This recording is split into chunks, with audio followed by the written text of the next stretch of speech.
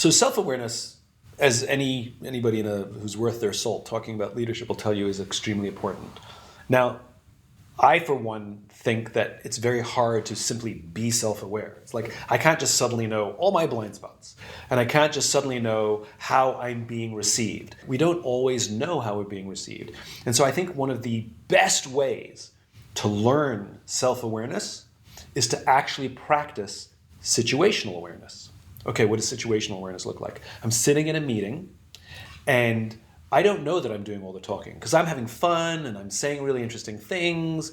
But situational awareness, so lack of self-awareness there, right? I don't know that I'm doing all the talking. But situational awareness is I catch somebody in the corner of my eye sitting over to the right of me in this meeting, and I see them going,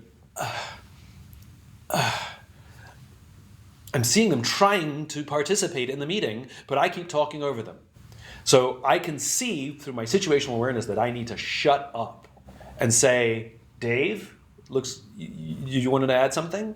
And not only am I acknowledging somebody, I'm making them feel seen and heard, but everybody else is noticing that level of self-awareness. It's called good leadership. Look for tensions. Look at the person who's got their arms folded and is leaning back.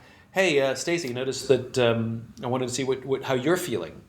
Right? You can call things out. Situational awareness. Practice situational awareness. When you're walking down the hall, when you're sitting in a meeting, when you're at roll call, practice situational awareness, and you will learn much more about yourself and how the room is responding to you and what your blind spots are. Okay, so talking about how you can learn self-awareness through situational awareness begs the question, what happens if I'm working for someone who has no self-awareness and they're not practicing situational awareness? Believe it or not, you can actually be the situationally aware person.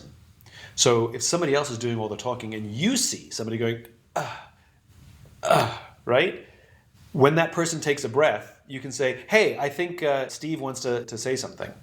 So you can actually practice that leadership quality of self-awareness by being situationally aware, and you can create the environment that allows other people to speak. And very often, simply you pointing out to somebody, that person who's doing all the talking, they'll actually be quiet because you've given the stage to somebody else. You practice the situational awareness in the room, and you actually do the thing that you wish that the other person was doing. Calling people out, looking after them, saying, hey, Julie hasn't said anything this whole meeting. Julie, you're a great listener.